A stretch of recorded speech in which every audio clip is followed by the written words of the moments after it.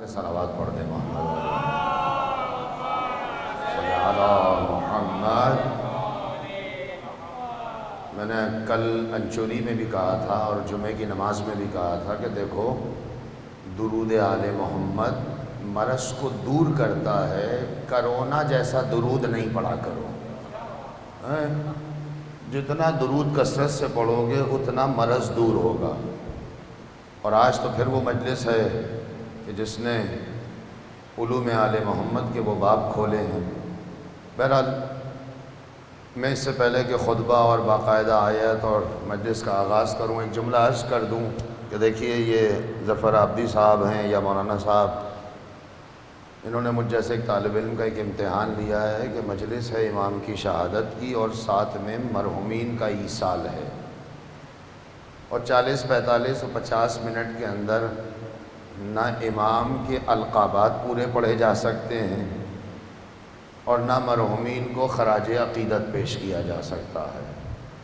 ہاں اتنا کر سکتا ہوں کہ امام کے علمی دور کے کچھ ایک آدھ واقعات کی روشنی میں مرحومین اور ان کے لواحقین کو آل محمد کے علوم سے متمسک ہونے کی تبلیغ کی جا سکے۔ ایک مرتبہ مل کر صلوات بھیج دیں محمد و آل محمد۔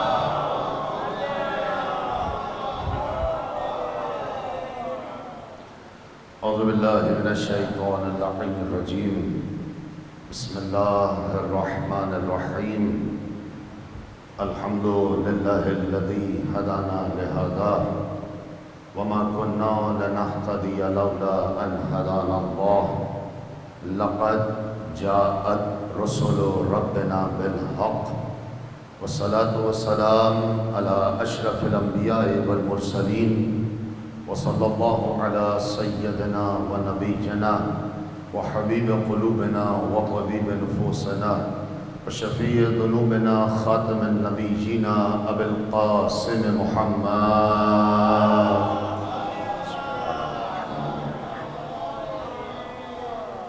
وعلی آلہ الطیبین الطاہرین المعصومین المظلومین ولعنۃ اللہ علی اعدائهم اجمعین من یومنا هذا الى یوم الدین والجنة للمطیعین والنار للعاصین، اما بعد، قال اللہ سبحانہ فی کتابہ الحکیم وهو اصدق القائلین وقولہ الحق، بسم اللہ الرحمن الرحیم، قل هل يستوي الذین یعلمون والذین لا یعلمون۔ صلوات بھیجئے محمد و آل محمد۔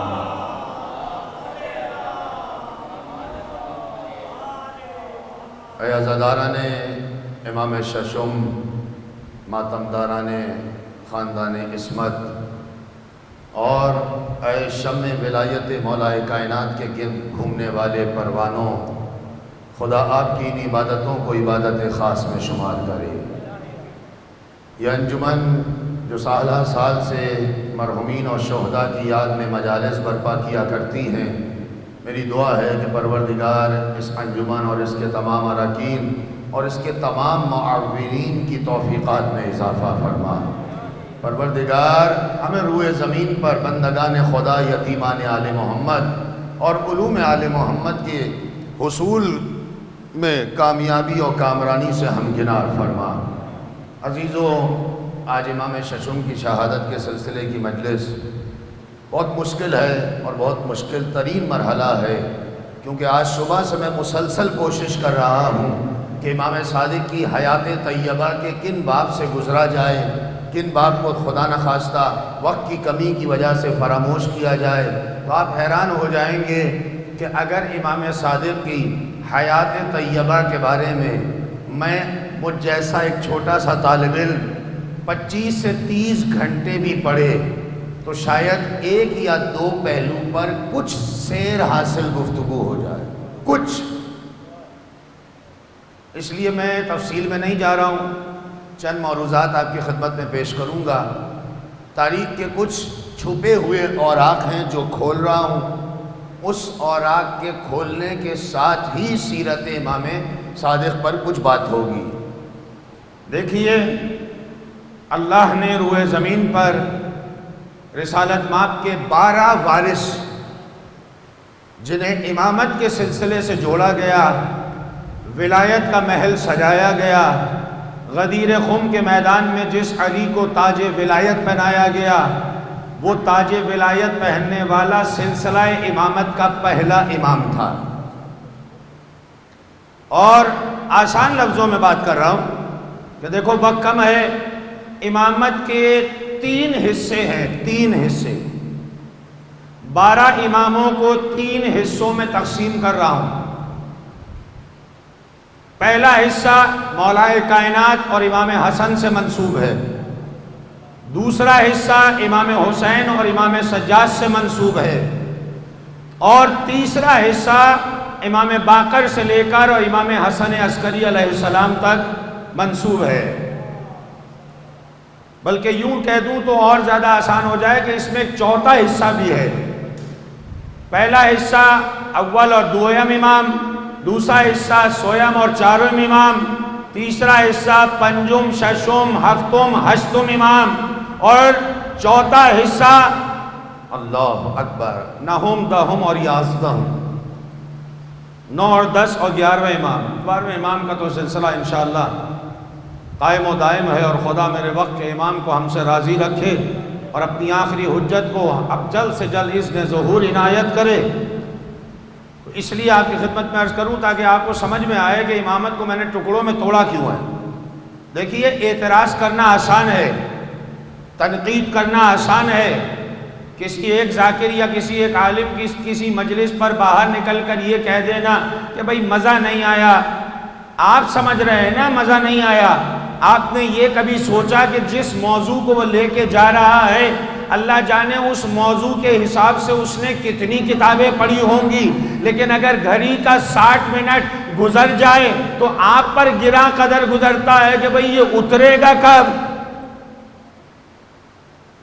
اس لیے میں نے بہت جلدی 3-4 ٹکڑے کیے، اور ان چاروں ٹکڑوں میں ایک ٹکڑا ایسا ہے جو آج کی مجلس کا موضوع بحث ہے۔ پہلا ٹکڑا مولا کائنات کا اور امام حسن کا۔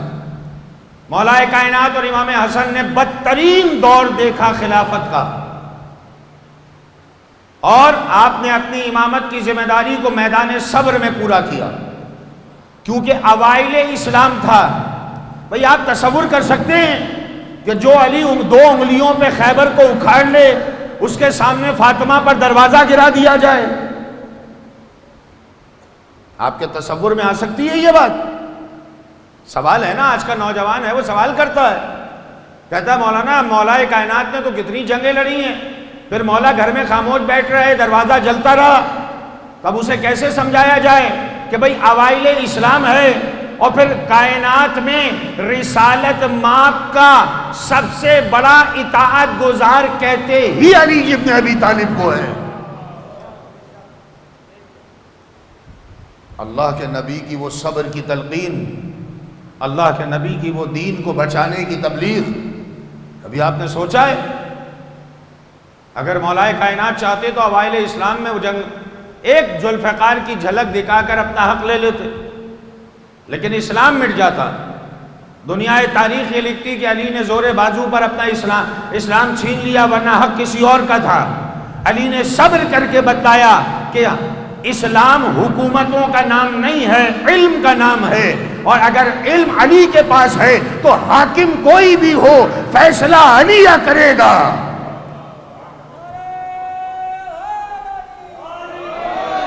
ہے سرکار؟ مولا کائنات نے کتنا صبر کیا، اس پر بحث نہیں ہے، کیا کروں۔ پھر مولا امام حسن کی باری آئی، امام حسن نے کتنا صبر کیا۔ میں اسی لیے ایک جملہ کہتا ہوں کہ دیکھو، اگر اپنے آپ کو علی ابن ابی طالب کا شیعہ کہتے ہو، اگر اپنے آپ کو مولا کائنات کا موالی کہتے ہو، اگر اپنے آپ کو مولا علی ابن ابی طالب کا ملنگ کہتے ہو، آج کی اصطلاح میں جو الفاظ استعمال ہو رہے ہیں ان پر بات کر رہا ہوں۔ کوئی کہتا ہے میں ملنگ ہوں، کوئی کہتا ہے میں موالی ہوں، کوئی کہتا ہے میں در کا کتا ہوں، کوئی کچھ کہتا ہے، کوئی کہتا ہے انا مجنون، میں مجنون ہوں۔ تو یاد رکھو یہ ساری صفات اگر اپنے آپ میں علی ابن ابی طالب کی نسبت ڈال کر دنیا کو سمجھانا چاہتے ہو تو یاد رکھو نہ علی کا کوئی ملنگ ہے، نہ علی کا کوئی محب ہے، نہ علی کا کوئی شیعہ ہے، نہ علی کا کوئی موالی ہے، کیونکہ کوئی علی سے نسبت رکھ ہی نہیں سکتا جب تک علم سے دوستی نہ کر لے. جب تک علم دوست نہیں ہوگا. کیوں؟ اللہ کا نبی کہہ گیا انا مدینۃ العلم وعلی بابها، میں علم کا شہر ہوں، علی اس کا دروازہ ہے. تو آج شہر علم کے دروازے پر وہی آئے گا جو دوست علم ہوگا. بس وہاں دو اماموں نے صبر کیا، اوائل اسلام میں اسلام کو بچایا. 50 سال، سن 50 ہجری، 50 سال تک امام حسن اور مولا کائنات کی صبر والی کاوشوں اور کوششوں نے اسلام اور مسلمانوں کو بکھرنے نہیں دیا. 50 سال کے بعد جب اسلام پھولنے اور پھولنے لگ گیا اور اس دوران سازشوں نے عروج پکڑا، تو شروع کے دو امام صبر سے بچاتے رہے، آگے کے دو امام جہاد سے بچاتے رہے. قیام امام حسین نے ایسے نہیں کیا. امام سجاد کے وہ خطبے جو بازار اور دربار اور زندان میں رہے، اور پھر اس کے بعد گزرنے والی 35 سالہ زندگی میں رہے. میں نے امام سجاد کے موضوع پر ایک مجلس میں کہا تھا، خبردار امام سجاد کو رونے والا امام نہیں کہا کرو. یہ کہہ کر جہاں کوئی خطیب، جہاں کوئی ذاکر، جہاں کوئی عالم امام زین العابدین کا نام لیتا ہے لوگ سر جھکا کے رونے لگتے ہیں. تمہارے ذہنوں میں کس نے ڈال دیا ہے کہ امام کا نام آتے ہی رونے لگو؟ کیا خود تمہارے نزدیک معاذ اللہ نقل کفر نباشت امام خالی گریہ کرنے والے امام کا نام ہے؟ نہیں، امام نے خالی گریہ نہیں کیا ہے. ہاں تاریخ گواہ ہے، حق و صداقت پر مبنی ہے کہ 34 سال بعد شہادت حسین امام سجاد نے آنکھوں سے آنسو نہیں بلکہ خون کے آنسو بہائے ہیں. لیکن یاد رکھو، امام کو رونے والا امام سمجھنے سے پہلے اتنا بھی سمجھ لینا کہ یہ امام ہے، حجت خدا بھی ہے، وارث کائنات بھی ہے، منصب عدالت کا وارث بھی ہے، محافظ شریعت بھی ہے. تو امام چاہے گریہ کرے یا مصلی بچھائے، منصب امامت سے غافل نہیں رہے. مجلس پہلو بنا کرتا تھا اور دین کی تبلیغ جاری تھی. بھئی اسی مجلس سے مسائل بتائے، اسی مجلس سے اخلاق سمجھایا، اسی مجلس سے تفسیر بتائی، اسی مجلس سے آداب زندگی سمجھائی، اسی مجلس سے توحید کو بقایا عطا کی، اسی مجلس سے نبوت کو سمجھایا، اسی مجلس سے امامت کو سمجھایا، اسی مجلس سے عدل کو سمجھایا، اسی مجلس سے قیامت کے عقیدے کو اجاگر کیا، اسی مجلس سے رشتہ داروں کے حقوق سمجھائے. نہ حقوق الناس پامال ہونے دیے، نہ حقوق اللہ پامال ہونے دیا، نہ شریعت مصطفیٰ کو پیچھے ہٹنے دیا. آنکھ روتی رہی، زبان اسلام پھیلاتی رہی. تیسرا دور، تیسرا ٹکڑا. وہ تیسرا ٹکڑا کیا ہے؟ وہ 5ویں امام سے لے کر اور 8ویں امام کا زمانہ. یہ وہ زمانہ ہے کہ جس میں خلیفہ، حاکم، عیاش تھے اور اتنے عیش و عشرت میں زندگی گزار رہے تھے کہ ان کا خیال بھی امامت کی طرف نہیں گیا. انہوں نے اپنی زندگی کو اپنا مال بنانے، اپنا اسٹیٹس بنانے، اپنا جاہ و حشم بنانے، اپنی خوشامد کرانے، اپنا نام و نمود پھیلانے میں لگا دیا کہ 5ویں سے امام سے لے کر 8ویں امام تک بہت بہترین موقع ملا کہ آپ نے دین کی تبلیغ شروع کی. لیکن اس سے قبل ایک جملہ کہہ دوں کہ دیکھو امام جعفر صادق کی جو زندگی ہے نا وہ آسان نہیں ہے. آپ کو معلوم ہے، اللہ اکبر، اگر بادشاہ، حاکم وقت، خلیفہ، امر مسلمین شراب پیتا ہو تو عام مسلمان کہے گا یہ تو سنت ہے. اسلام کو ایک مسئلہ کوئی درپیش آیا ہے، میں اور آپ اتنی آسانی سے تنقید تو کر دیتے ہیں، ہمیں پتہ ہی نہیں ہے کہ امامت نے کتنی مظلومیت کے دور گزارے ہیں. ایک طرف بادشاہ جابر ہے، ظالم ہے، زانی ہے، شرابی ہے، اسلام کا چہرہ مسخ کر رہا ہے. دوسری طرف علماء سو، درباری ملا، دربار میں اس کے اس حرام فعل کی معاذ اللہ نقل کفر نباشت ثم معاذ اللہ سنت نبی سے تصدیق کر رہے ہیں۔ اچھا آج کا بھی یہی المیہ ہے، جس سے جو سن کے آتے ہو کہتے ہو بھائی وہ فلاں عالم نے کہا تھا، بھائی پہلے تصدیق تو کرو کہ اس عالم کا تقویٰ کتنا ہے، پرہیزگاری کتنی ہے۔ ایسا کوئی ہے کہ جس نے جو کہہ دیا مان لیا؟ وہ مجھ جیسا طالب علم بھی لباس چار دماسمین پہن کر آ جائے تو اس کا مطلب یہ کوئی ہے جو میں کہہ رہا ہوں وہ ہر چیز مان لو؟ اللہ کا نبی 40 سال تک رسالت کا اعلان ہی نہیں کر رہا، یہاں تک کہ کوہ ابو قبیس پر پہنچنے کے بعد بھی خدا کی قسم میں دعویٰ کر رہا ہوں ایک طالب علم ہونے کے ناطے کہ 40 سال تک عرب کے کافروں میں رہنے والا عبداللہ کا بیٹا نہ توحید کی بات کر رہا ہے نہ رسالت کا کلمہ پڑھا رہا ہے۔ 40 سال گزارنے کے بعد جب کوہ ابو قبیس پر آئے تو میں ہاتھ جوڑ کر کہوں یا رسول اللہ اب تو 40 سال گزر گئے، اب تو آپ بتا دیجئے کہ آپ کا اللہ وحدہ لا شریک ہے، آپ خاتم النبیین ہیں۔ نہیں، اب بھی ایسا نہیں کر رہے۔ کوہ ابو قبیس پر پہنچ کر بھی محمد اپنی ذات کا ریفرینڈم کرا رہے ہیں۔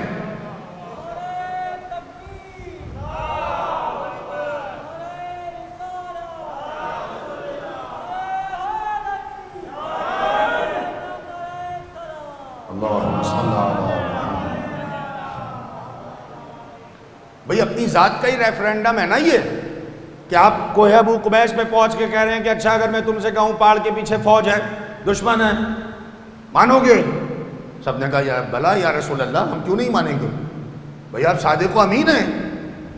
بلکہ یا رسول اللہ تو میں جذبات میں کہہ گیا ہوں، وہ تو رسول مانتی نہیں اور رسول ابھی بنا ہی نہیں ان کے نزدیک، اور نہ رسول نے بتایا کہ میں رسول ہوں۔ کہا بھلا ہم مانتے ہیں آپ کو، کیوں؟ عبداللہ کے بیٹے آپ صادق و امین ہیں۔ اچھا اگر تم جا کر دیکھو اور وہاں دشمن نہ پاؤ تو پھر تمہارا عقیدہ مجھ عبداللہ کے بیٹے پہ کیا ہوگا؟ تو سب نے یک زبان ہو کر کہا عبداللہ کے بیٹے اگر ہم نے جا کر پہاڑ کے پیچھے دیکھا اور ہمیں فوج نظر نہ آئی، دشمن نظر نہ آیا، تو بھی ہم یہی سمجھیں گے کہ ہم اندھے ہو گئے لیکن تو سچا ہے۔ تو سرکار 40 سال تک اللہ کا نبی حق و صداقت کو پھیلا رہا ہے اپنے کردار سے۔ جب کردار کو ریفرینڈم کرا لیا تب کہا قولوا لا الہ الا اللہ تفلحوا۔ تو آپ کو پتہ چلا ہے کہ یہ جو اسلام اتنی مشقتوں کے بعد پھیلایا گیا، اسے 5ویں امام سے لے کر اور 8ویں امام تک کا جو دور ہے اس میں 4 بڑی پریشانیاں درپیش تھی۔ پہلی پریشانی یہ تھی کہ حاکم فاسق و فاجر تھا۔ دوسری پریشانی یہ تھی اللہ اکبر کہ علماء سوء اس کے قبیح اور ناجائز عمل کو اسلام کی سنت بتا رہے تھے۔ اور تیسری پریشانی یہ تھی کہ مخبر آل محمد کی کھوج میں لگے ہوئے تھے۔ اور چوتھی پریشانی یہ تھی کہ علم زمانے سے اٹھ رہا تھا۔ اب ایسے میں ایک امام کا جو فریضہ ہے وہ کیا ہے؟ تلوار نکالنا نہیں۔ چھٹے امام کی جو حیات طیبہ ہے نا، اس میں امام نے جس انداز میں اپنی تبلیغ کی ہے، اگر آپ سنیں کبھی اور پڑھیں تو حیران ہو جائیں۔ چھٹے امام کے دسترخوان پر روز دسترخوان سجتا، اس میں کوئی شیعہ نہیں آتا تھا، کوئی سنی نہیں آتا تھا، کوئی یہودی نہیں آتا تھا، کوئی نصرانی نہیں آتا تھا۔ ایک صفت سب میں تھی جو آتے تھے، اگر کسی کو بھوک لگی ہے تو قید نہیں ہے کہ مسلک کیا ہے، مذہب کیا ہے، عقیدہ کیا ہے۔ اس دسترخوان پہ آنے والے اپنے حصے کا کھانا بھی نوش کرتے اور زبان صداقت و طہارت سے اپنے اجداد کی باتیں بتانے والا دین کی تبلیغ بھی کرتا۔ برادران اہل سنت کی کئی کتابوں میں یہ جملہ موجود ہے، بلکہ امام شافعی اور امام ابو حنیفہ کا تو یہ جملہ ہے، خدا کی قسم اگر میں 2 سال، امام ابو حنیفہ کہتے ہیں اگر میں 2 سال امام جعفر صادق کی ساتھ نہ بسر کرتا تو میں ہلاک ہو جاتا. مجھے ہلاکت سے بچانے والا اگر کوئی ہے تو وہ امام صادق ہے. امام شافعی کہتے ہیں کہ خدا کی قسم لوگ حج کر ہی نہیں سکتے تھے اگر تعلیمات امام صادق دنیا میں روشناس نہ کرائی جاتی. کتنے ایسے لوگ ہیں.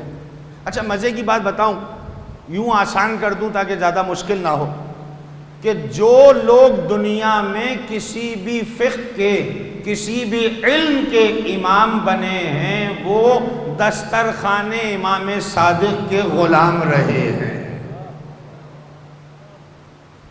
تو پتہ چلا کہ یہ وہ دسترخوان ہے جو غلاموں کو امام بنا دیا کرتا ہے. اس لیے کبھی غور کرنا کہ یہ آسان زندگی نہیں ہے. امام نے اپنی حیات طیبہ میں اس نازک ترین دور کے اندر جو 2 بڑے کام کیے ہیں وہ پتہ ہے کیا ہے؟ کثرت سے خیرات دی ہے اور کثرت سے علم تقسیم کیا ہے بلا تفریق.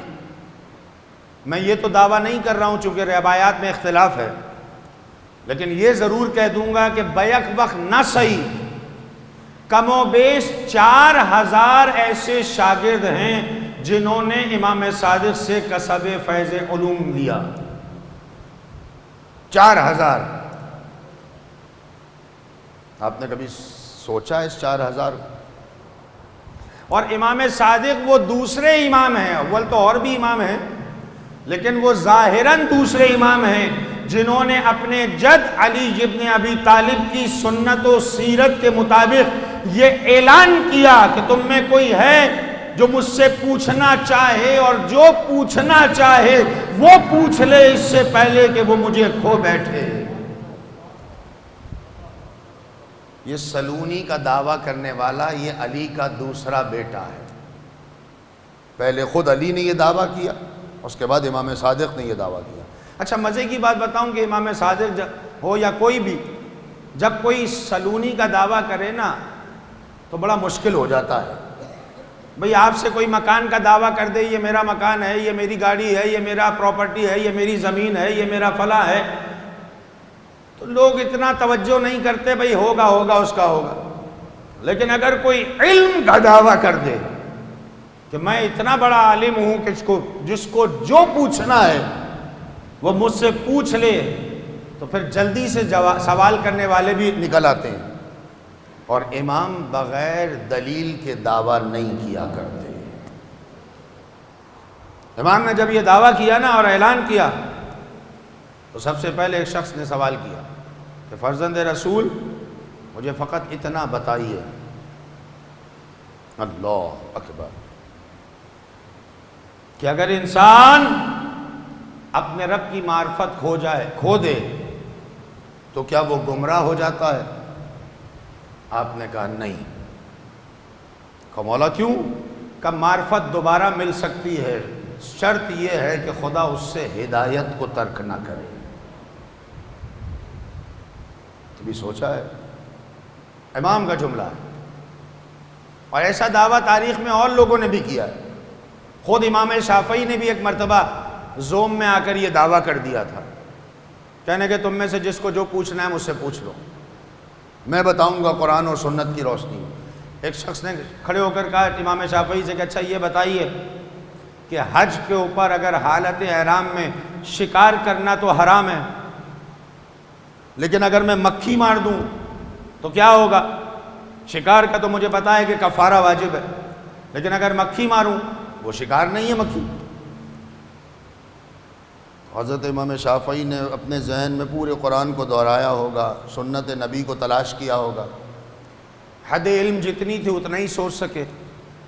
اس کے بعد قرآن کی ایک ایسا آیت پڑھی کہ جس کا تعلق سوال سے کوئی تھا ہی نہیں. کہنے کہ تو نے قرآن میں دیکھا نہیں کہ قرآن نے کہا ہے نبی ان سے کہہ دو جو تمہیں ہم نے دے دیا ہے وہ لے لے, اور جس سے روک دیا ہے اس سے رک جائے. آپ مجھے اپنی ایمان سے بتائیے اس سوال کا تعلق اس آیت سے کہاں ہے؟ ہاں میرے عقیدے سے ہے میں تو آج بھی کہتا ہوں دوسروں سے کہ بھائی اگر یہ قرآن کی آیت پر عقیدہ ہے تو اب تو سمجھ لو کہ جو رسول دے دے وہ لے لو، اور جس سے منع کر دے اس سے رک جاؤ۔ اور آج المیہ یہ ہے کہ ٹیلی ویژن تو آپ زیادہ دیکھتے ہیں، بہرحال ہمارا تو اتفاق نہیں ہوتا، لیکن میں نے سنا یہی ہے کہ اب تو ٹی وی پہ بھی وہی لوگ آ رہے ہوتے ہیں کہ جن سے سوال کچھ پوچھا جاتا ہے، جواب کچھ دیا جا رہا ہوتا ہے۔ اس لیے کہا کہ اپنے آپ کو متمسک رکھو ائمہ معصومین کی سیرت طیبہ سے۔ امام نے ایک علم پر بحث نہیں کی، علم فقہ، علم اخلاق، علم تفسیر، علم منطق، علم کلام، علم بیان، کتنے ایسے علوم ہیں جس پر امام نے اپنی زندگی صرف کی اور لوگوں کو تیار کیا۔ حتیٰ کہ آپ وہ نام سنتے ہیں پدر کیمیا، پدر کیمیا کون ہے؟ اللہ اکبر، جابر۔ یہ ہے کون؟ شاگرد ہے امام صادق کا۔ کبھی سوچا ہے؟ انہی شاگردوں کا سلسلہ بڑھ رہا ہے۔ اور ایک بیچ میں پیغام بھی دے دوں سیرت کے باب میں، کیونکہ ابھی مجھے ایک دو باتیں اور کرنی ہے اس حوالے سے، اور میرا تھوڑا سا مزاج بڑا تلخ ہے، اس کو محسوس نہیں کیجیے گا کہ سرکار بات یہ ہے کہ جس امام کی آج مجلس میں بیٹھے ہو، اس امام نے آپ کو شہادتیں دی ہیں، آپ لینے کو تیار ہی نہیں ہو رہے۔ آپ سمجھ رہے ہیں کہ شہادت گولی سے مر جانے کا نام ہے، آپ سمجھ رہے ہیں کہ شہادت بم دھماکے میں مر جانے کا نام ہے، آپ سمجھ رہے ہیں شہادت رائے خدا میں جہاد میں مر جانے کا نام ہے۔ نہیں، امام نے فرمایا کہ تم کیا سمجھتے ہو کہ فقط وہی موت شہادت ہے جو گولی یا سرخ موت ہو یا بم دھماکے کی ہو یا جہاد کی ہو؟ نہیں، اللہ نے نظام کو جب سجایا ہے تو ہم آل محمد کے صدقے میں ہماری محبت رکھنے والوں کو مختلف انداز میں ان کی موت کو شہادت جیسی موت قرار دیا۔ پوچھا مولا وہ کیسے ملے گی؟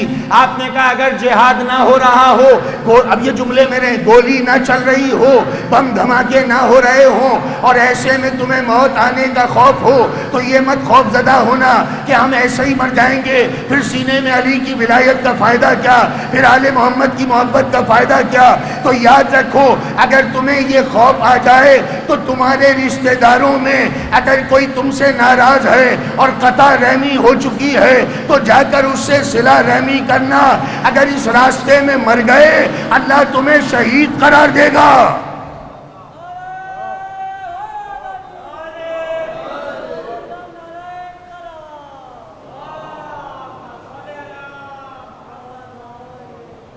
علم معاشرت پھیلائی جا رہی ہے، کسی قطع رحم کو صلہ رحم میں تبدیل کرو، راہ میں موت آ جائے شہید۔ کسی مریض کی خبر سنو، اس کی عیادت کو جاؤ۔ مولا فرماتے ہیں قسم بخدا اگر کوئی کسی مومن مریض کی عیادت کو جائے اور اس کی عیادت کے راستے میں مر جائے، خدا ایسے مرنے والے کو درجہ شہادت عطا کرتا ہے۔ یہ جو گرمی آج آپ کے یہاں پڑ رہی ہے نا، یہ کچھ بھی نہیں ہے جو گرمی مدینے میں پڑا کرتی تھی، سخت ترین مدینے کی گرمی، اور میرا مولا امام صادق دھوپ کی تپش میں ایک ضعیفہ کا بہت بھاری بوجھ اپنے کاندھوں پہ اٹھائے اس کے گھر پہنچانے جا رہے ہیں۔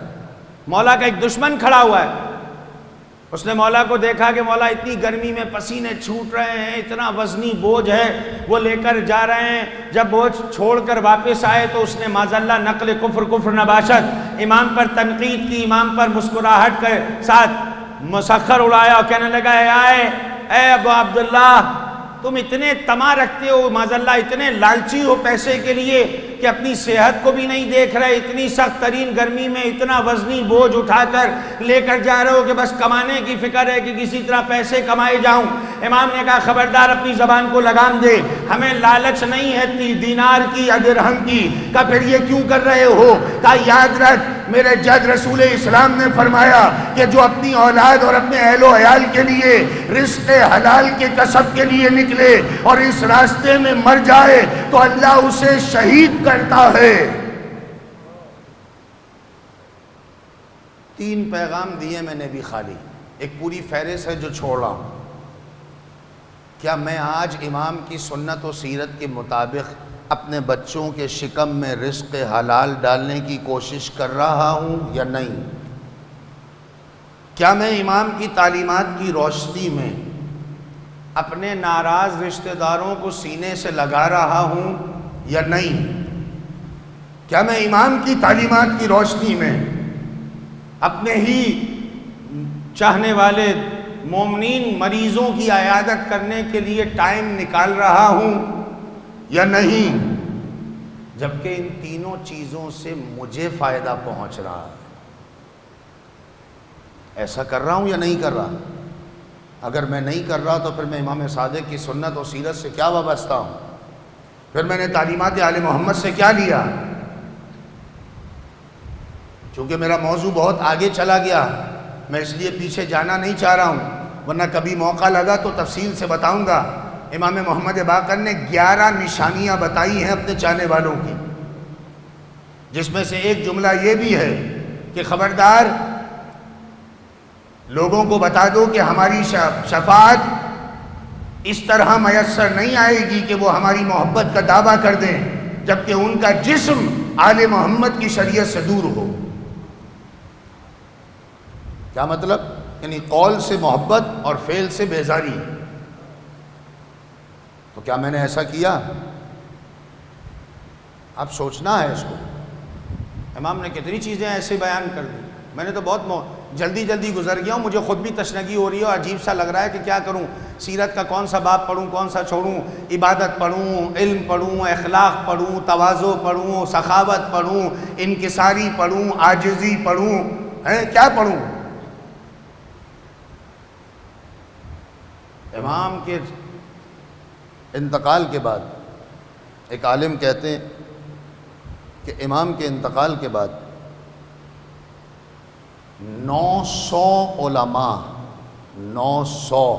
علماء مسجد کوفہ کے اندر بیٹھے مختلف علوم کے درس دے رہے تھے، اور ہر عالم کی زبان پر یہ جملہ تھا کہ ہم نے یہ حدیث امام صادق سے سنی ہے. اب سوچو کتنا علم پھیلایا ہوگا امام نے. ان 900 علماء کے کتنے شاگرد ہوں گے، ان کے کتنے شاگرد ہوں گے. اچھا یہ تو بحث دور ہے، میں تو اگر مکاتب پر بات کروں تو اس وقت پاکستان میں جتنے مکاتب فکر ہیں جن کے پاس اپنے اپنے امام ہیں، بس وہ یہ یاد رکھو کہ میں نے شروع میں بھی کہا تھا کہ ہر مکتب میں آنے والا امام کے طور پر روشناس ہوتا ہے، لیکن در اصل وہ غلام آل محمد ہوا کرتا ہے.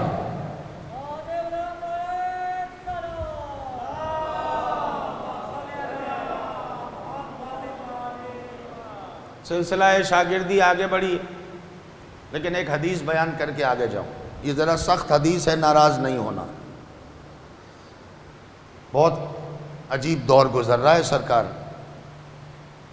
چچا سے میں نہیں ملتا ہوں، پھوپھی میں نے چھوڑ دی ہے، سگا بھائی کا چہرہ دیکھنے کو تیار نہیں ہوں. جتنے میرے قریبی خونی رشتے ہیں وہ میں نے چھوٹی چھوٹی باتوں پہ چھوڑ دی. انہوں نے ہمیں شادی میں پورے گھر سے نہیں بلایا، انہوں نے ہمیں کنڈے کی نیاز میں دعوت ہی نہیں دی، بڑی چھوٹی چھوٹی چیزیں. سرکار حضرت امام جعفر صادق علیہ السلام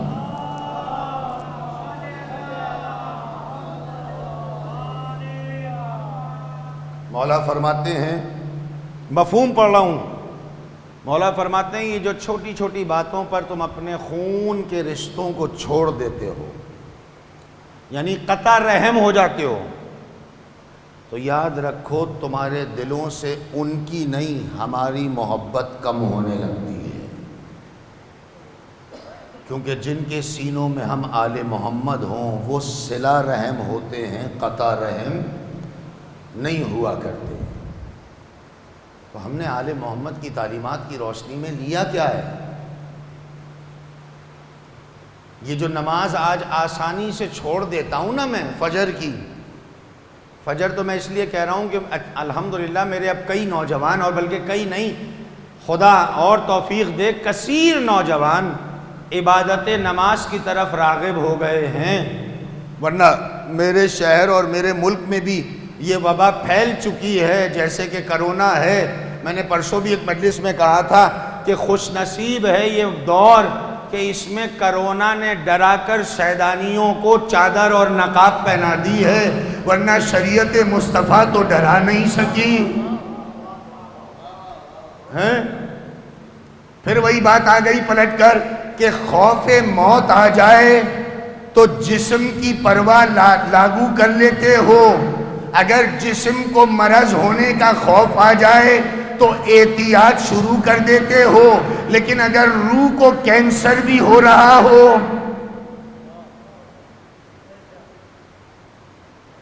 اچھا میں بزرگوں سے تو بات ہی نہیں کرتا ہوں، ان کی دعا سے تو مجھے معصومہ کونین نے یہ ممبر کی نوکری عطا کی ہے۔ میں تو ان نوجوان دوستوں سے کہتا ہوں کہ اے میرے عزیز دوستوں، میرے پاس وقت نہیں ہے ورنہ میں تمہیں تفصیل بتاؤں، یہ جو تمہارا اور میرا زمانے کا امام ہے نا، اس کو سب سے زیادہ اگر کسی امام نے ہائی لائٹ کیا ہے تو وہ امام صادق ہیں۔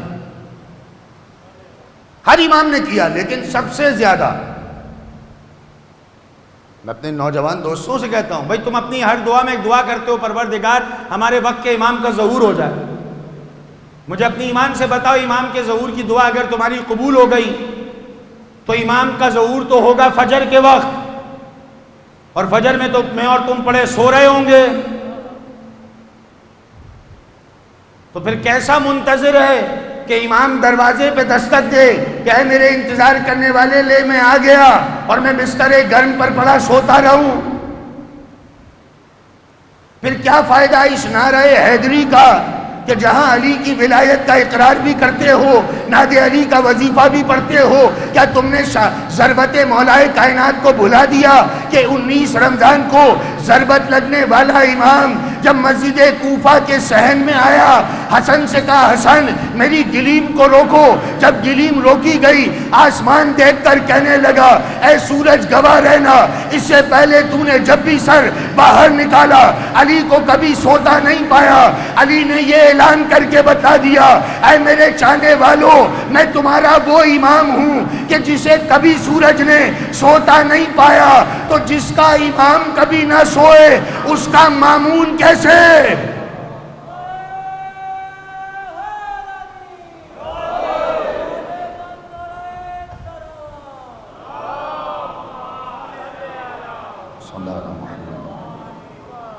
میں اپنے نوجوانوں سے کہتا ہوں خدا کے واسطے اپنے آپ کو سیرت ائمہ معصومین سے متمسک کرو، واجبات الہی کی پابندی کرو، محرمات الہی سے بچو، اپنی جوانیوں کو ضائع نہیں کرو، تم صدقہ ہو شہزادہ علی اکبر کا، تمہیں اندازہ ہی نہیں ہے۔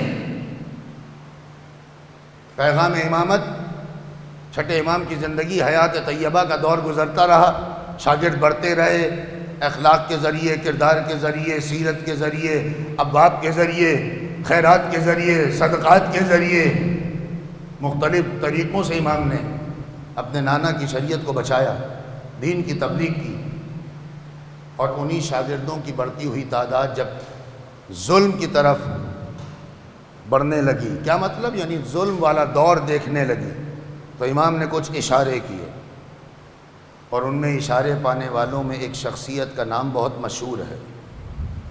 میں وہ پرانے واقعات نہیں پڑھنے آیا ہوں۔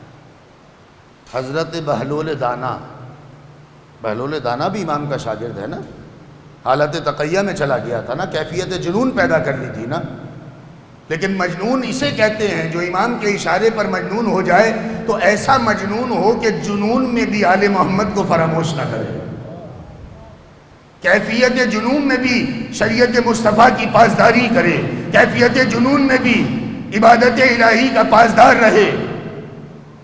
ہارون رشید کا زمانہ ہے، اب مجھے ذہن میں نہیں آ رہا کہ ہارون رشید کا چچا ہے یا ہارون رشید کا چچا زاد بھائی ہے، محمد بن سلیمان عباسی، یہ ایک شہر کا حاکم ہے۔ ایسے میں اس سے ملنے کے لیے ایک شخص آیا جس کا نام ہے عمر بن حالہ۔ عمر بن حالہ جب سلیمان کے دربار میں آیا نا تو بہلول دانا بیٹھے ہوئے تھے. اب بہلول کو تو سلیمان جانتا ہے. عمر بن حالہ سے کہنے لگا کہ یہ بزرگ جو بیٹھے ہیں اگر تمہیں ان سے کچھ پوچھنا ہے تو پوچھ لو. کہ میں ان سے کیا پوچھوں گا بھائی، جو سوال کرنا ہے کر لو. کہ یہ تو ایسی کیفیت کے ظاہر ہو رہی ہے کہ جیسے یہ مجنون ہے. کہاں یہ ہیں تو مجنون، لیکن اپنے جنون میں بھی کئی باتیں ایسی کرتے ہیں کہ انسان کی حیات سنور جاتی ہے. ان سے کچھ پوچھنا ہے. اللہ اکبر. اس نے کہا اچھا اگر یہ بات ہے تو کہا بھائی آپ مجھے یہ بتائیے کہ آپ کے نزدیک کیفیت ایمان کسے کہتے ہیں؟ کیفیت ایمان کسے کہتے ہیں؟ بہلول نے مسکرا کر اسے دیکھا اور امام بہلول نے کہا قال امام صادق علیہ الصلوۃ والسلام.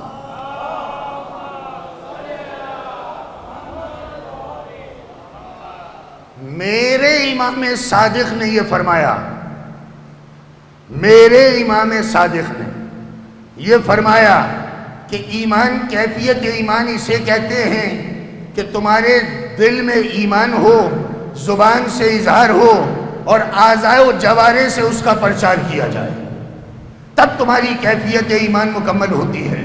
کہ تم جو قلب میں سوچ رہے ہو اسے زبان سے جاری بھی کرو، اور جو زبان سے کہہ رہے ہو اسے عمل کے ذریعے ثابت بھی کرو، تب تو تم ایماندار ہو، ورنہ تمہارا دعویٰ ہے دلیل نہیں ہے. اچھا وہ پوچھنے والا بھی کوئی شاطر تھا. اس نے بہلول سے کہا کہ بھئی اچھا یہ تو چھوڑو کہ کیفیت ایمان کیا ہے تمہارے نزدیک اور تمہارا امام کیا کہہ رہا ہے. اب تو سوال یہ ہے کہ تم نے یہ کیوں کہا کہ میرے امام صادق نے یہ کہا؟ کیا اور امام صادق نہیں ہے؟ اب بہلول کون ہے جو حالت تقیہ میں ہے؟ سوال کرنے والا کیا کہہ رہا ہے؟ کیا تمہارے نزدیک اور امام صادق نہیں ہے؟ جو تم نے کہا میرے امام صادق نے کہا. اب بہلول کیا کرے؟ اگر کہے کہ نہیں میرے نزدیک یہ سارے صادق نہیں ہیں، خالی میرا امام صادق ہے، تو اسے موقع مل جائے گا، ہارون رشید کو مخبری دے گا کہ بھئی لو میں نے نکال لیا ہے، یہ ہے مکتب آل محمد کا، اسے زندان میں ڈالو، قید کرو، پھانسی دو. بہلول نے حالت تقیہ کی بہترین کیفیت کو اختیار کرتے ہوئے جملے کو پلٹ دیا کہ تو جو یہ مجھ سے کہتا ہے کہ بھئی تم نے کہا کہ میرے امام صادق، اور تم پوچھ رہے ہو کہ کیا میرے نزدیک سارے امام صادق نہیں ہیں، تو یہ بتا کہ تیرے نزدیک کون سا امام صادق ہے؟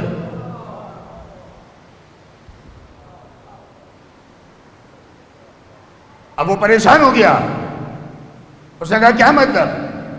تو اب بہلول نے کہا اچھا میں تیری مشکل آسان کر دیتا ہوں، یہ بتا کہ اگر تمہاری یہاں سارے صادق ہیں تو پھر تم ایک کو صدیق کیوں کہتے ہو؟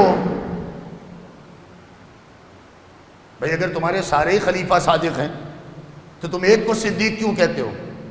اب اس کے پاس کوئی جواب ہی نہیں، آئے بائیں سائیں کرنے لگا. کہنے لگا نہیں یہ بات نہیں ہے، بات یہ ہے کہ ہم انہیں صدیق اس لیے کہتے ہیں کہ وہ سب سے پہلے اسلام لائے، اس لیے انہیں صدیق کہا جاتا ہے. بہلول نے مسکرا کے اس کی طرف دیکھا، کہنے کا تجھے تو عربی کا بھی نہیں پتا، اب تو سوال کے جواب سے بھی بہت دور نکل گیا ہے. جو پہلے ایمان لے کر آئے اسے صدیق نہیں کہتے، اسے مصدق کہتے ہیں، تصدیق کرنے والا کہتے ہیں. اور پھر بہلول نے جملہ کہا کہ یاد رکھ تمہاری اپنی کتابوں میں لکھا ہے کہ تم جسے صدیق کہتے ہو اور دعویٰ یہ کرتے ہو کہ اس لیے کہتے ہیں کہ وہ پہلے ایمان لائے، تو یاد رکھو تم اپنی کتابوں کو جا کر پڑھنا، تمہاری کتابوں میں لکھا ہے کہ آپ 5ویں یا 7ویں نمبر پر ایمان لائے تھے، آپ پہلے نمبر پر ایمان نہیں لائے تھے. اس نے کہا اچھا بہلول چھوڑو اس بحث کو، چھیڑو، یہ بتاؤ کہ اچھا اس وقت دور حاضر میں میں تم سے ایک سوال کر رہا ہوں کہ کیا کہ تمہارے نزدیک امام کہتے کسے ہیں؟ اچھا یا تم کس کو امام مانتے ہو؟ تو بہلول نے مسکرا کر کہا میں اسے امام مانتا ہوں کہ جو ہاتھ بڑھا کر سنگریزے اٹھائے تو وہ کلمہ پڑھنے لگے، سامنے سورج آ جائے تو وہ قوت سے پلٹا دے، رسالت کا چہرہ دیکھے تو غلام رسول بن جائے، رسول اس کا چہرہ دیکھیں تو اسے اپنا وارث قرار دے دیں۔ اس نے کہا ہیں یہ کیا کہہ رہے ہو تم؟ کہا میرے نزدیک امام وہ ہے۔ اب اس نے پھر وہی سوال کیا، کہنے کا اس کا مطلب یہ ہے کہ تم ہارون رشید کو امام نہیں مانتے، خلیفہ نہیں مانتے؟ بہلول نے کہا میں نے کب کہا یہ؟ بہلول نے پھر کیفیت تقیہ کو بلند کیا، کہنے کا اچھا اس کا مطلب یہ ہے کہ تو ہارون کو ان صفت میں نہیں مانتا۔ میں نے نہیں کہا یہ، لیکن تیرا سوال بتا رہا ہے کہ تو نے ہارون کو جدا کر کے جو پوچھا۔ تو دیکھو یاد رکھو، جو امام کے دروازے سے کسب فیض حاصل کرے اس کی مدد اللہ کیا کرتا ہے، خدا اس کا حامی و ناصر ہوا کرتا ہے۔ اپنے آپ کو آل محمد سے متمسک کرو، جتنا قرب آل محمد اختیار کرو گے اتنی حیات پرسکون ہو جائے گی۔ دنیا میں کوئی ایسا شخص نہیں ہے جو یہ کہے کہ مجھ پر پریشانی نہیں آتی، نہیں، پریشانی سب پر آتی ہے، لیکن مولا امیر نے فرمایا کہ پریشانی یہ نہیں ہے کہ تو پریشان ہے، پریشانی یہ ہے کہ تو پریشانی میں پریشان ہے۔ کیا مطلب؟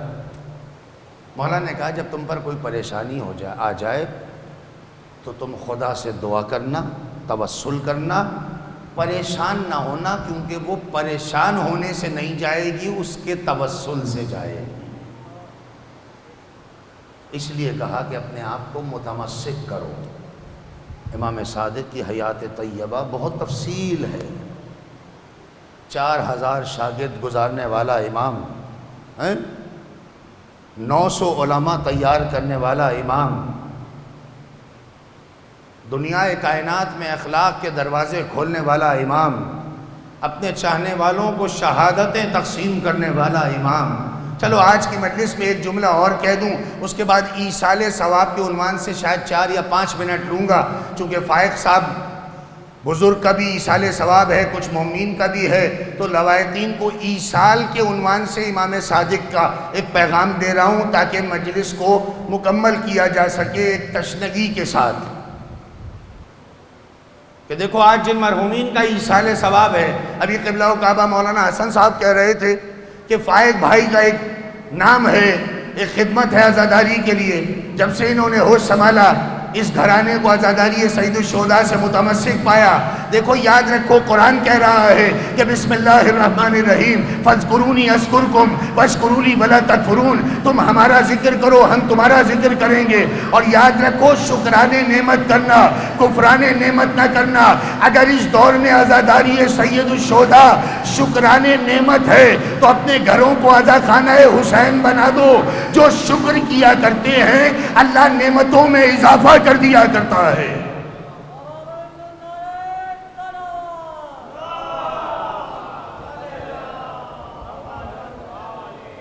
اور انہی کے جملے پر ایصال ثواب کا ایک چھوٹا سا جملہ پڑھ رہا ہوں، جو جب یہ تقریر کر رہے تھے تو میں ان کے الفاظ سن کر اپنے ذہن میں ایک موضوع ترتیب دے رہا تھا کہ آخر میں ایک پیغام دوں گا ایصال ثواب کے عنوان سے۔ دیکھو انہوں نے ابھی اپنی تقریر میں کہا کہ ہمارے لیے المیہ یہ ہے کہ جتنے بڑے نام اور جتنے مخلص لوگ دنیا سے جاتے ہیں تو ان کا نعم البدل نہیں آتا، بڑا مشکل ہو جاتا ہے۔ ہاں واقعاً ایسا ہو رہا ہے، لیکن کیوں ہو رہا ہے؟ اس لیے کہ وہ خلوص پر تھے، ہم نے کمرشل کر دیا۔ جب آل محمد کی بارگاہ میں خلوص سے بڑھو نا تو خدا خود بخود مدد کرتا۔ میں باب العلم میں مجلس پڑھ کے اترا، بلکہ مجلس نہیں، میرا ایک لیکچر تھا ایصال ثواب کے عنوان سے، اور میں نے یہ واقعہ اس رضویہ کے ممبر سے شاید 40-50 مرتبہ بیان بھی کیا ہے۔ باب العلم میں میرا ایک لیکچر تھا ایصال ثواب کا، کہ ایصال ثواب کی کیا افادیت ہے، کیا فضیلت ہے نگاہ خدا میں، نگاہ معصوم میں، اور آپ کو کیا کیا ملے گا۔ جب یہ بیان کر کے اترا تو میرے پاس ایک صاحب آئے، اور ان سے میں ذرا پر تکلف بھی ہوں، میرا مزاح کا ماحول بھی ہے، تو انہوں نے ہنستے ہوئے کہا بھائی مولانا آج تو کمال کر دیا، اتنے فائدے بتا دیے ایصال ثواب کے، اب تو دل چاہتا ہے کہ ہر روز ایصال ثواب کریں، لیکن ایک بات پھر بھی بتائیے، اور یہ بات انہوں نے مجھ سے مسکراتے ہوئے کہی تو میں پہلے سمجھا شاید یہ مذاق کر رہے ہیں، تو میں نے مذاق میں جواب دے دیا، لیکن جب انہوں نے سیریس بات کی تو پھر میں نے ان سے کہا اچھا پھر میں امام صادق کی ایک حدیث سنا دیتا ہوں اور دنیاوی لیول پہ بھی سمجھا دیتا ہوں۔ سوال ان کا یہ تھا کہ مولانا مجھے یہ بتائیے، میں نے اسی لیے لفظ خلوص استعمال کیا کہ اپنے آپ کو خلوص سے متمسک رکھو، چونکہ جو خلوص کا اجر ہے نا وہ پیسے میں نہیں ہے۔ انہوں نے سوال یہ کیا کہ مولانا یہ بتائیے کہ یہ جو ہماری یہاں دسترخوان پہ بریانی اور قورمہ اور کولڈ ڈرنک اور اچھا یہ نہیں سمجھنا کہ میں نے وہاں دیکھ لی ہیں چیزیں اس لیے پڑھ رہا ہوں، یہ رکھا جاتا ہے تو کہ کیا یہ وہاں ہمارے مرحومین کو پہنچتا ہے؟ یہ سوال انہوں نے بڑے مسکراتے ہوئے کہا، تو میں نے بھی مسکرا کے کہا سرکار پتہ نہیں ابھی میں وہاں گیا نہیں ہوں۔ کہنے کہ نہیں مولانا میں آپ سے مذاق نہیں کر رہا ہوں، میں آپ سے سیریس پوچھ رہا ہوں کہ اگر یہ نعمتیں رکھنے کا ثواب ہے اور انہیں وہاں کچھ پہنچتا ہے تو پھر ہم اپنے دسترخوان کو اور زیادہ نعمتوں سے بھریں۔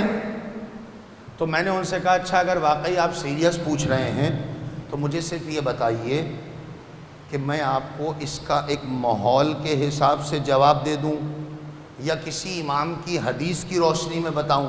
کہنے کہ آپ دونوں طرح سے بتا دیں۔ میں نے کہا اچھا پھر پہلے تو یہ سن لیجئے کہ مجھے یہ بتائیے کہ آپ کا پاکستان سے باہر کوئی ہے؟ کہنے کہ میرا اپنا بیٹا انگلینڈ میں۔ میں نے مسکرانا شروع کر دیا۔ میں نے مسکرا کے کہا سرکار پھر آپ کو ایصال ثواب سمجھانا تو بیکار ہے، آپ تو خود سمجھتے ہیں ایصال ثواب۔ کہنے کہ کیا مطلب؟ میں نے کہا مجھے یہ بتائیے کہ اگر آپ کو پاکستان میں کبھی 50,000 روپے کی ضرورت پڑ جائے تو آپ کا بیٹا بھیجتا ہے؟ کہاں کیوں نہیں بھیجتا ہے، فون کرتے ہیں برخوردار 50,000 روپے چاہیے، وہ بھیج دیتا ہے۔ میں نے کہا وہ 50,000 بھیجتا ہے؟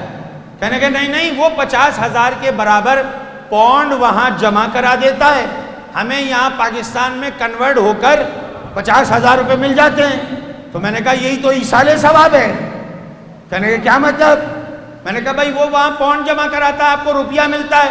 کہنے کہ یہ تو کامن سینس ہے مولانا، وہاں پونڈ رائج ہے وہ جمع کرتا ہے، یہاں روپیہ رائج ہے کنورٹ ہو کے یہاں روپیہ ملتا ہے۔ میں نے کہا یہی تو ایصال ہے، جو یہاں رائج ہے آپ جمع کرا دیجئے، جو وہاں رائج ہے وہ کنورٹ کر کے انہیں عطا کر دے گا۔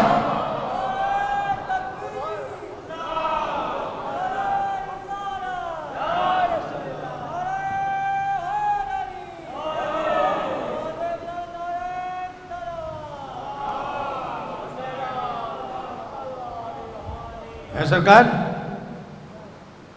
تو تھوڑا سا مسکرایا، کہنے کہ مولانا بات تو بڑی عقلی آپ نے کی ہے، لیکن میں نے کہا لیکن نہیں، اب سنو سرکار حضرت امام جعفر صادق علیہ السلام،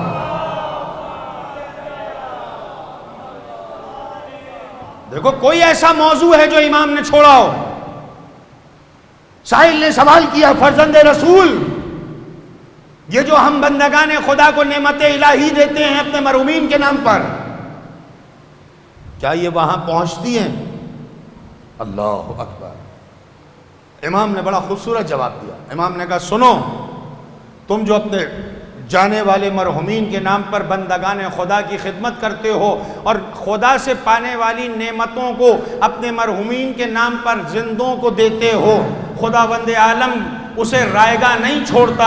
اس نے کہا مولا کیا مطلب؟ مولا نے کہا اگر تم نے کسی مرحومین کے نام پر کسی بندگان خدا کو لباس پہنایا، کسی کو پانی پلایا، کسی کو غذا مہیا کی، تو یاد رکھو جو نعمتیں تم اس کے نام پر اللہ کے بندوں پہ خرچ کرتے ہو، اللہ ان نعمتوں کو اخروی نعمتوں میں تبدیل کر کے تمہارے مرحومین کو برزخ و قبر تک تحفتاً دیا کرتا ہے۔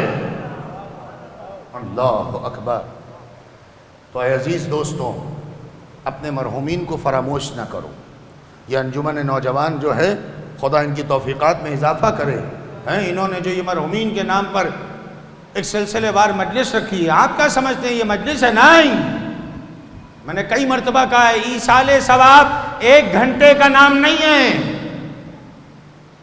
آپ سمجھتے ہیں کہ ایصال ثواب کی مجلس ہے، جائیں گے تھوڑا سا 1-2 صفحہ قرآن پڑھ دیں گے یا چنے پڑھ دیں گے، اس کے بعد ایک مجلس ہو جائے گی، اس کے بعد فاتحہ ہوگا، کھانا کھائیں گے، 1-2 گھنٹے میں آ جائیں گے؟ نہیں، میں دعویٰ کرتا ہوں کہ اگر کوئی یہ چاہتا ہے کہ آل محمد کی دی ہوئی شریعت کی روشنی میں اس کے جانے والے مرحومین کا ایصال ثواب کبھی ختم نہ ہو، تو مجلس میں ایسے ذکر کرو، ایسی تعلیمات بتاؤ، ایسی روایات پڑھو، ایسے اخلاقیات کی باتیں کرو کہ اگر کسی شخص کو کسی عبادت کے بارے میں نہ پتا ہو اور اسے اس مجلس میں پتا چلے کہ بھئی نماز شب کا یہ ثواب ہے یا مرحومین کے ایصال ثواب کا یہ ثواب ہے، اور وہ مجلس میں نیت کرے کہ اب میں یہ نہیں چھوڑوں گا، تو جب تک وہ عبادت کرتا رہے گا وہی ایصال ثواب۔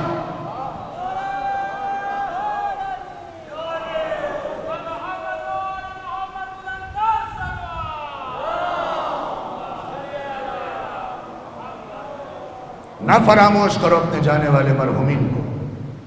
اور امام کی تعلیمات کی باب میں آخری جملہ اور پھر ایک پیغام ایصال ثواب کرنے کے طریقے کا، اور پھر مصائب کے 2 یا 3 جملے۔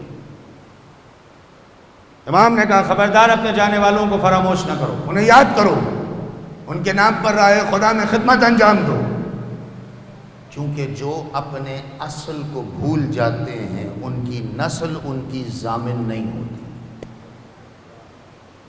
بس اس سے زیادہ آسان نہیں کر سکتا، اپنے آپ کو تیار کرو۔ اکثر لوگ پوچھتے ہیں مولانا ایصال ثواب کریں تو کیسے کریں، حالات عجیب ہیں، اپنے گھر میں کھانے کو نہیں ہے، نہ کہ امام بارگاہ بک کریں اور مجلس ہو اور فاتحہ ہو، بڑا مشکل۔ نہیں نہیں نہیں نہیں، میں نے شروع میں کہا ایصال ثواب پیسے سے نہیں ہوتا، خلوص سے ہوتا ہے۔ ایک لفظ کو مشکل کر کے پڑھ رہا ہوں کیونکہ بغیر مشکل کے اگر پڑھوں گا تو پھر آپ ذہن میں نہیں رکھیں گے۔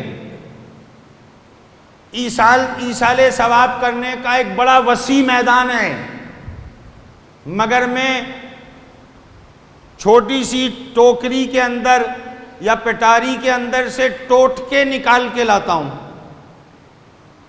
کیونکہ قوم کو آسان چیزیں زیادہ پسند ہیں۔ آپ کیسے ایصال ثواب کریں؟ بہت طریقے ہیں۔ یتیم کے سر پہ ہاتھ رکھیں، بیوہ کی مدد کریں، سیدانیوں کی شادی کرائیں، کسی یتیم کی علمی کفالت کریں، کسی کی فیس کی ذمہ داری لے لیں، کسی کا علاج کرا دیں، کوئی مدرسہ بنوا دیں، کوئی مسجد بنوا دیں، کوئی کنواں کھدوا دیں، کوئی روڈ بنوا، جو دل چاہے کرو۔ اگر نہیں ہے استطاعت تو ایک کام تو کر سکتے ہو، کیا تمہارے ماں باپ کا تم پر یہ بھی حق نہیں ہے جو اب میں پڑھنے جا رہا ہوں؟ بھائی میری مجلس میں جتنے مومنین بیٹھے ہیں، میں ہاتھ جوڑ کر آپ سے کہہ رہا ہوں، اپنی ایمان سے بتائیے، کیا آپ کو اس بدترین دور میں بھی جہاں مہنگائی ہے، پریشانیاں ہیں، مشکلات ہیں، اپنی ایمان سے بتانا، مولا کی فرش اعضاء پہ بیٹھے ہو، کیا اس دور میں بھی تم پر ابھی اتنی غربت آئی کہ تمہیں ایک وقت کا کھانا مل رہا ہو؟ نہیں۔ خدا کا شکر ہے تم صبح کا ناشتہ بھی کرتے ہو، دوپہر میں بھی ہلکی پھلکی غذا لیتے ہو، رات میں بھی کھانا کھا کے سوتے ہو۔ اب سن لو ایصال ثواب کیسے کرو۔ کراچی شہر ہے، امیر المومنین کی سیرت کے باب میں الٹا ہوا ہے۔ مولا نے کہا تھا کہ اگر تم چاہتے ہو کہ تمہاری صحت اچھی رہے تو صبح کا ناشتہ ایسے کرنا جیسے بادشاہ ہو، دوپہر ایسے کھانا جیسے مزدور ہو، اور رات ایسے کھانا جیسے تم مسکین و غریب ہو۔ ہم الٹا کر دیتے ہیں۔ چلو بہرحال اس پر بحث نہیں ہے، میں پیغام دے دوں بس جلدی سے۔ تم صبح کا ناشتہ چھوڑو، دوپہر کا کھانا چھوڑو، رات کا کھانا جب آپ دسترخوان پر بیٹھتے ہیں انشاءاللہ تو کبھی آپ کی والدہ، کبھی آپ کی بیٹی، کبھی آپ کی بہن، کبھی آپ کی زوجہ آپ کے سامنے کھانے کی ٹرے رکھتی ہے اور آپ سے کہتی ہے کہ یہ آپ کا کھانا ہے، لیجئے۔ جب وہ ٹرے سامنے آ جاتی ہے اور وہ کہتی ہے بھیا یہ آپ کا کھانا ہے، تو پھر آپ کا کھانا ہے نا وہ، اور آپ کو کھانا ہے۔ آپ کا کھانا، آپ کو کھانا، اس کا اور کو کے درمیان ہاتھ اٹھاؤ، ایک مرتبہ سورہ ہم، 3 مرتبہ سورہ اخلاص پڑھو، آپ کا آپ کو مل جائے گا، فاتحہ کا ان کو۔ صلوات تو بھیجو محمد و آل محمد پر۔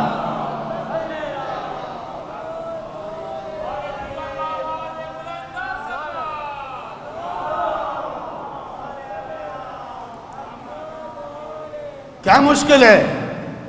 کیا ان مرحوم والدین کا اتنا بھی حق نہیں ہے کہ جنہوں نے اپنی تربیت میں کچھ دیا یا نہیں دیا، کم از کم عزائے حسین کا فرش تو عطا کیا؟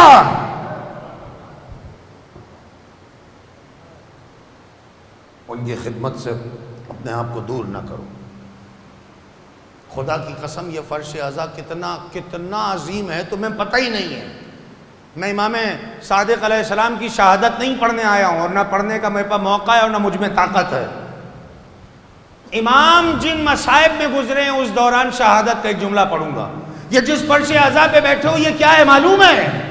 اسی فرش عزا کے لیے میرا مولا کا امام صادق کہا کرتے تھے کہ خدا را جب میرے جد کی فرش عزا پر آؤ تو شرم کر کے نہ آنسو بہانا، کیونکہ جب تمہاری آنکھوں سے آنسو گرتے ہیں تو میں نے اپنی آنکھوں سے دیکھا کہ میری اجڑی ہوئی دادی اس فرش عزا کے کونے پر بیٹھ کر ہاتھ اٹھاتی ہے، اے پروردگار یہ میرے بچے کے آزادہ۔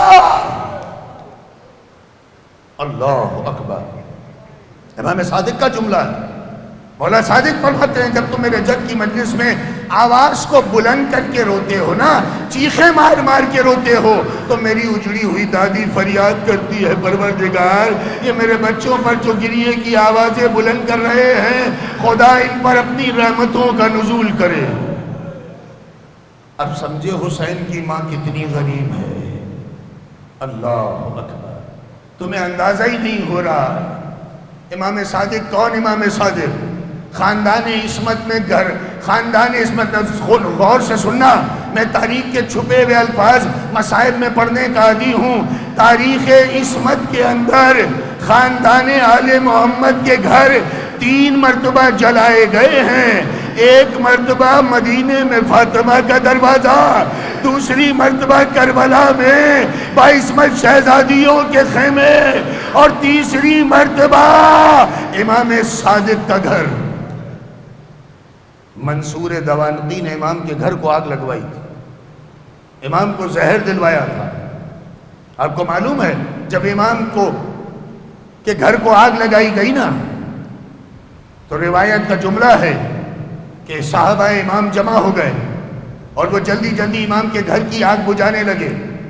ایک صحابی کہتا ہے ہم سب آگ بجھانے میں مشغول تھے کہ میں نے نگاہ ڈالی تو دیکھا میرا مولا ایک دیوار سے ٹیک لگا کر اپنے جلتے ہوئے گھر کو دیکھ کر اتنا رو رہا ہے، اتنا رو رہا ہے کہ میں قریب آیا، میں نے ہاتھ جوڑ کر کہا مولا ناراض نہ ہو تو ایک سوال کروں، آپ کے گھر میں آگ لگی ہے، آپ نہ تو آگ بجھانے میں آگے بڑھ رہے ہیں، نہ ہمیں یہ کہہ رہے ہیں کہ یہاں سے بجھاؤ یہاں سے بجھاؤ، کوئی مدد بھی نہیں کر رہا ہے، بلکہ آپ دور بیٹھ کر اپنے جلتے ہوئے گھر کو دیکھ کر اس طرح کیوں رو رہے ہیں؟ مولا نے ایک مرتبہ چہرہ اٹھایا، انہی بہتے ہوئے آنسوؤں سے کہا تجھے نہیں معلوم میں اپنے گھر کو نہیں دیکھ رہا، نگاہیں میرے گھر پہ ہے اور تصور دادی کے گھر کا، اللہ جانے میری دادی کا گھر۔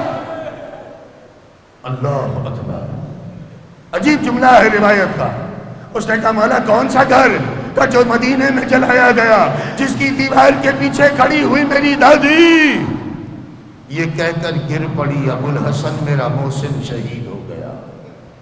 اس کے بعد اس نے کہا مولا اور کبھی میں اپنے گھر مدینے میں دادی کے گھر کو دیکھ کر روتا ہوں، کبھی کربلا میں اپنی اجڑی ہوئی شہزادیوں کو دیکھ کر۔ اس کے بعد امام کا یہ جملہ بڑا قیمتی جملہ ہے، سننا، امام نے اپنے صحابی سے کہا اپنی ایمان سے بتا، جب تم ہمارے گھر کو بجھا رہے ہو تو اسی جلتے ہوئے گھر میں ہماری بیٹیاں بھی ہیں نا، تم نے دیکھا انہوں نے اپنی چادروں کو سمیٹا ہوا ہے، پورے حجاب لیے ہوئے ہیں، اور تم کہتے ہو شہزادی ادھر چلے جائیے، وہ ادھر چلی جاتی ہیں، تم ادھر کی آگ بجھا دیتے ہو، پھر کہتے ہو شہزادی احترام سے ادھر آ جائیے، پھر ادھر کی آگ بجھا دیتے ہو۔ آج کم از کم میں خوش نصیب ہوں کہ میری بیٹیاں باحجاب بھی ہیں اور تمہارا احترام بھی ہے، لیکن ہائے کربلا، اجڑی ہوئی شہزادیاں، سروں پہ چادر نہیں۔ ایک بچی کہتی تھی پھوپھی اماں مجھے شان، جزاک اللہ جزاک اللہ۔ یہ وہ امام ہے کہ جس نے مجلس امام حسین، فرش عزائے حسین، اپنے اوپر ہونے والے مصائب، اللہ اکبر۔ آپ کو معلوم ہے کبھی میرے ساتھ جانا ہوا، خدا نصیب کرے مجھے اور آپ سب کو جلد سے جلد یہ وبا دنیا سے ختم ہو بحق امام زمان علیہ السلام، تو انشاءاللہ مقامات مقدسہ پر چلیں گے تو میں آپ کو جا کر کبھی بتاؤں گا کہ مسجد سیلا میں جو مصلی امام صادق ہے نا، اس مصلی کی تاریخ کیا ہے پتہ ہے تمہیں؟ یہ جو مصلی امام صادق مسجد سیلا میں ہے، جہاں آپ 2 رکعت نماز پڑھتے ہیں اور ایک دعا پڑھتے ہیں، وہ کیا ہے معلوم ہے؟ یہ وہ مصلی ہے جس پر بیٹھ کر امام نے اپنی دادی فاطمہ کی محبت رکھنے والی ایک عورت کے حق میں دعا کی تھی۔ کیا مطلب؟ ایک صحابی نے آ کر امام سے کہا مولا غضب ہو گیا۔ کہا مولا آپ کے چاہنے والی ایک خاتون بازار سے گزر رہی تھی، کسی چیز سے ٹھوکر لگی، جیسے ہی زمین پہ گری تو کوئی نوکیلی شے اس کے پسلی میں چبھ گئی، اور شاید اس کی پسلی میں بال آ گیا، ٹوٹ گئی یا تکلیف بڑھ گئی، تو اس نے اسی بازار میں اپنے پہلو پر ہاتھ رکھ کر کہا ہائے میری شہزادی، آج مجھے پتا چلا کہ پسلی پر زخم آ جائے تو کتنی تکلیف ہوا کرتی ہے۔ مولا نے کہا خدا اس پر مہربان ہو، خدا اس پر رحمتیں نازل کرے جس نے ہماری جدہ کے غم کو یاد کیا۔ اس نے کہا نہیں مولا غضب ہو گیا۔ کہا غضب کیا ہو گیا؟ کہا مولا جیسے ہی اس نے آپ کی جدہ کو یاد کیا اور کہا لعنت ہو ان پر جنہوں نے زہرا پر جلتا ہوا دروازہ گرایا، تو کچھ سپاہی قریب میں تھے، انہوں نے جب یہ جملے سنے تو اسے گھسیٹ کر زندان کی طرف لے جا رہے ہیں کہ اس نے ان پر لعنت کیوں بھیجی۔ جیسے ہی یہ جملہ سنا امام نے کہا بھائی پھر جلدی آؤ۔ جلدی سے میرا مولا مسجد سیلا میں گیا اور جا کر اس مقام پر 2 رکعت نماز پڑھی، خالق کے سجدے میں گر گیا، اللہ جانے کیا مناجات کی۔ جب مولا نے سر اٹھایا تو اس سے کہا مبارک ہو، اب پریشان نہ ہو، اسے قید سے رہائی مل گئی، اور یہ کہہ کر ایک پوٹلی دی، کہنے لگے اس میں 200 درہم ہیں، یہ اس خاتون کو دینا۔ کہنا مولا راضی ہو گئے، تو نے ہماری جدہ۔ اللہ اکبر۔ یہ ہے امام صادق کی حیات طیبہ۔ کہیں نانا کی شریعت پھیلا رہے ہیں، کہیں اجداد کے غم کی تبلیغ کر رہے ہیں، کہیں غم پھیلانے والوں کی مدد کر رہے ہیں۔ کبھی سوچا تم نے اس پہلو سے؟ کون؟ جب زہر قاتل اپنا اثر کر گیا نا، اور میرے مولا کی حالت غیر ہونے لگی، تو تاریخ میں یہ جملہ ہے کہ امام موسیٰ کاظم اپنے بابا کا سر اپنے زانوں پہ رکھے بیٹھے تھے، اور جب چہرے کا رنگ متغیر ہونے لگا نا تو امام موسیٰ کاظم سے برداشت نہیں ہوا، امام رونے لگے۔ امام کا ایک آنسو امام صادق کے رخسار پر پڑا۔ امام صادق نے آنکھیں کھول کر کہا بیٹا موسیٰ کاظم ایسے گریہ کیوں کر رہے ہو؟ ایسے کیوں رو رہے ہو؟ ایسے گریہ کیوں کر رہے ہو؟ ایسے کیوں رو رہے ہو؟ مولا امام موسیٰ کاظم نے ہاتھ جوڑ کر کہا بابا گریہ جو اتنا بلند ہے اس میں 2 وجہ ہیں۔ کہا مولا نے پوچھا کیا وجہ ہے؟ کہا پہلی وجہ یہ ہے کہ میرے سر سے میرے بابا کا سایہ جا رہا ہے، اور دوسری وجہ یہ ہے کہ یہ گریے میں جو آواز بلند ہوئی بابا وہ آپ کی وجہ سے نہیں، وہ دیکھیے اب جو اشارہ کیا تو امام کے دائیں جانب حسین کی اجڑی ہوئی ماں بقیہ چھوڑ کر اللہ اکبر۔ میرے مولا کا یہ واحد جنازہ ہے خاندان عصمت میں کہ جس کے بعد خاندان عصمت کا کوئی فرد جنت البقیع میں دفن نہیں ہوا۔ امام صادق کا جب جنازہ اٹھا ہے نا تو 20 برس کی عمر مبارک تھی مولا باب الحوائج کی۔ غسل و کفن ہوا، جنازہ تیار ہوا، نماز جنازہ ہوئی، بڑی تعداد شاگردوں کی جنازے میں شریک ہوئی۔ باب الحوائج اپنے بابا کے جنازے میں ساتھ ساتھ تھے۔ میں کہوں یقیناً اپنے بابا کے جنازے میں اتنی کثرت سے مومنین کو جمع دیکھ کر باب الحوائج نے یہ ضرور کہا ہوگا بابا تو بڑا خوش نصیب ہے، تیرے جنازے میں اتنے لوگ آ گئے۔ اے دادی زہرا، یہ آخری مدینے میں آنے والا تیرا بیٹا ہے، اب جب میری باری آئے گی تو بغداد کے پل پر آ جانا۔ عزادارو، امام کا جنازہ جنت البقیع کی طرف بڑھنے لگا اور میرا مولا امام موسیٰ کاظم گریہ گناہ ہوا۔ جب میرے مولا کو قبر میں لٹایا گیا، لحد کو بند کیا گیا، امام نے مناجات کا آغاز کیا۔ ایک جملہ آخری پڑھاؤں بس، اور یہ کہتے کہتے ساتویں امام کی حالت غیر ہو گئی، اپنے بابا کو بقیع میں سپرد کیا، مناجات کو پڑھتے پڑھتے اپنا رخ کربلا کی طرف کیا اور کہنے لگے اے میرے غریب جدا، 20 برس کا میں بیٹا اپنے بابا کو دفن کر رہا ہوں، لیکن ہائے میرا دادا سجاد، ہاتھوں میں ہتھکڑیاں، پاؤں میں بیڑیاں، آپ کا لاشا بے گورو کفر پڑا۔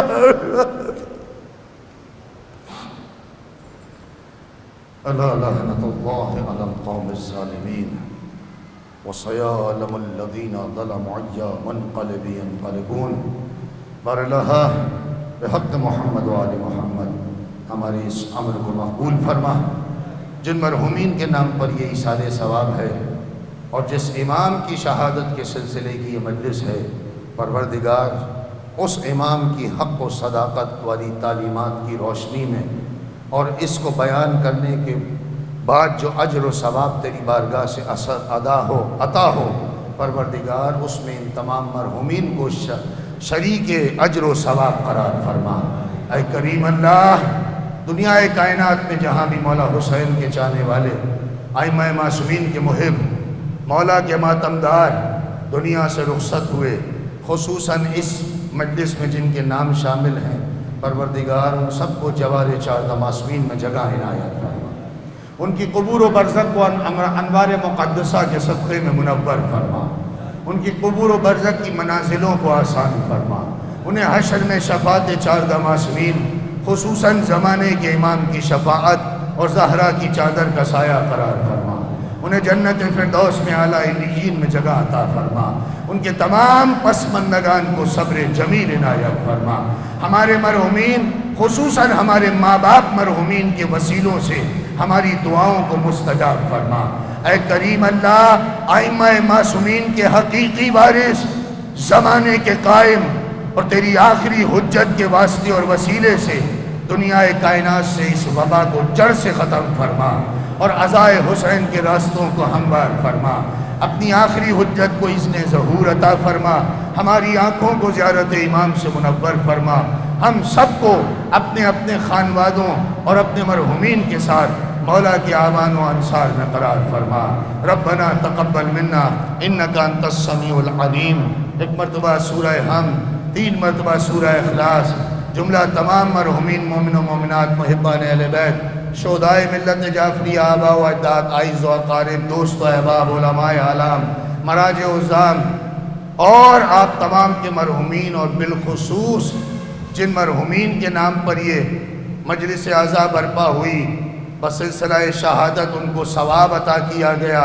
ان میں جناب محترم سید فائق حسین ابن سید شائق حسین، حسن احمد ابن علی احمد، حسن اعلیٰ ابن منظور حسن، اطہر عباس ابن مظہر حسین، غلام عباس ابن خوشی محمد، شمشاد حسین ابن سجاد حسین، شمیم رفعت بنت انصار رضا، سید ظفریاب حیدر ابن شبیر حسن، مبینہ خاتون بنت غلام حیدر، کلثوم بیگم بنت سلطان حسین، آفتاب حیدر ابن شبیر حسن، ام رباب بنت حیدر حسین، ام سلمہ خاتون بنت ولی احمد، حیدر حسین ابن کاظم حسین، رئیسہ خاتون بنت حیدر حسین، محمد اقبال انور ابن محمد انور، سیدہ تبسم رضوی بنت سید بادشاہ حسین، توقیر فاطمہ بنت بنیاد حسین، محمد رضا ابن محبوب حسین، اسرار فاطمہ بنت محمد رضا، احسن رضا ابن محمد رضا، حسن اختر ابن مختار زیدی، امیر فاطمہ بنت نظر حسن، ذاکر حسین کربلائی ابن محمد زکی، اور آپ تمام کے مرحومین کو اور شہداء کو شامل فرما کر الفاتحہ۔ بسم اللہ الرحمن الرحیم، بسم اللہ الرحمن الرحیم۔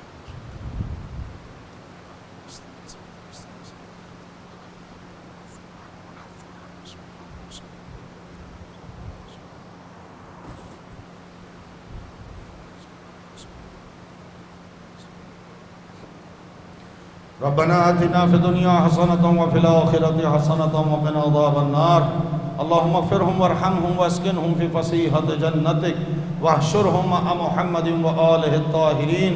اور آخر میں یہ بتا دوں کہ 1000 مرتبہ سورہ یاسین، سورہ ملک، سورہ مزمل پڑھی گئی، صدقہ نکالا گیا، اور روزانہ 2 رکعت نماز مرحومین کو ہدیہ کی جاتی ہے، مقامات مقدسہ کی زیارت کرائی گئی، کار خیر میں انجام دیے گئے، اور وہ تمام امور جو ان کے نام پر یہ انجمن کرتی ہے، پروردگار بحق زہرا ان کے اس امر کو ان مرحومین کے حق میں درجہ قبولیت عطا فرما۔